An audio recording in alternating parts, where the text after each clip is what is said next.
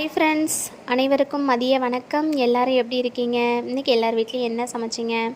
இன்றைக்கி எங்கள் வீட்டில் வந்து பார்த்திங்கன்னா வெண்டைக்காய் பொரியல், சுட சுட சாதம், அதுக்கப்புறம் சாம்பாரில் வந்து பார்த்திங்கன்னா முருங்கைக்காய், கத்திரிக்காய், மாங்காய், பீன்ஸ் எல்லாம் போட்டு வச்சுருந்தேன். ரொம்ப டேஸ்ட்டாக இருந்துச்சுங்க இன்றைக்கி சாம்பார். அதுக்கப்புறம் கொஞ்சோண்டு மாங்காய் இருந்துச்சு, அதில் மிச்சம். அது வந்து உப்பு போட்டு வச்சுருந்தேன். அது வந்து உப்பு போட்ட மாங்காய் சாம்பாருக்கு தொட்டுக்கிட்டால் சூப்பராக இருக்கும். பாப்பாவுக்கு ரொம்ப பிடிக்கும். மாதா ஊட்டாத சோறு கூட மாங்காய் ஊட்டும் அப்படின்னு சொல்லுவாங்க. மாங்காய் சாம்பாரில் போட்டு வச்சாலுமே நல்லா தான் இருக்கும். உப்பு மாங்காய் போட்டாலும் நல்லாயிருக்கும், ஊறுகாவும் நல்லாயிருக்கும். நான் உப்பில் தான் போட்டிருந்தேன், நல்லா இருந்துச்சு. அப்புறம் ஸ்நாக்ஸுக்கு வந்து சோளம், வெண்டைக்காய் பொரியல் வச்சுட்டு சாம்பார் ஊற்றி கிளறி வச்சுட்டு சோளம் வச்சுட்டேன். இன்றைக்கி வந்து நான் மேல்மருவத்தூர் மாலை போட்டிருந்தேன் இல்லைங்களா, அங்கேருந்து ஜோதி வந்திருந்ததுங்க. ஜோதி வந்திருந்தாங்க, சக்திகள் எல்லாமே வந்திருந்தாங்க வீட்டுக்கு.